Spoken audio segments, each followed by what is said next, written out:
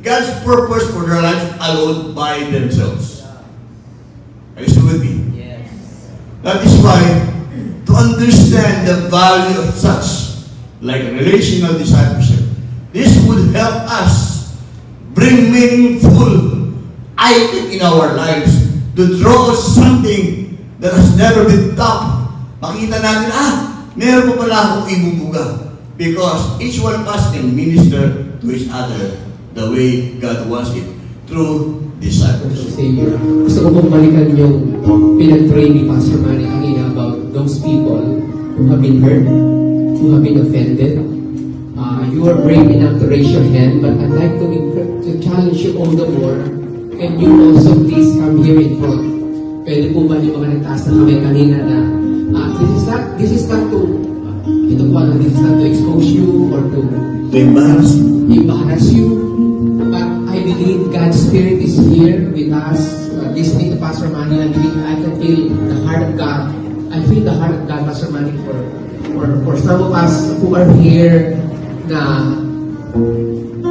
offend ka, may hurt, may anything na nagkakos ng na you might feel that you're okay, but actually in reality, because of those offense, because of those hurt, yun po yung papatagal sa atin. So again, this is not to embarrass you, to put you in a spotlight, but I believe God wants to restore, to bring restoration, Pastor Manny, to bring healing. And also, can I ask some of our leaders to please stand beside them as we will continue to worship God, and later on, Pastor Manny will pray for us. Let's just continue to worship God while some of our leaders and coaches stand beside these people. Let's continue to worship God right now.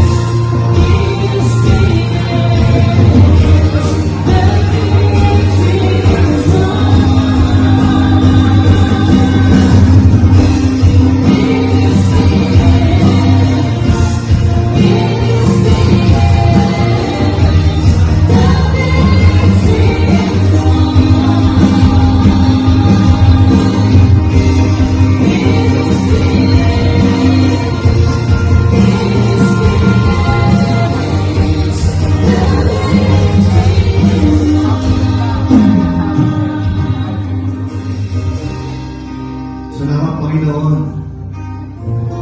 Gaano man kalalim ang sugat, gaano man kahapdi ka, Panginoon, na marahil maging sa kasalukuyan kumikirot pa.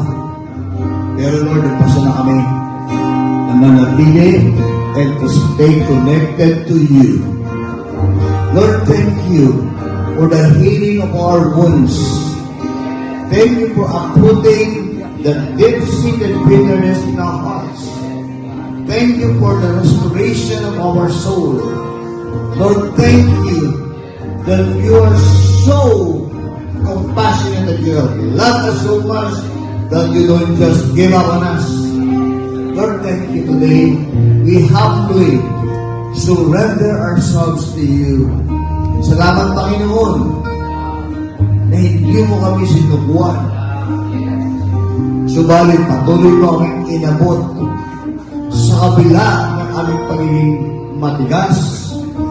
Lord, thank you for healing our hearts, removing the pain, healing the wounds.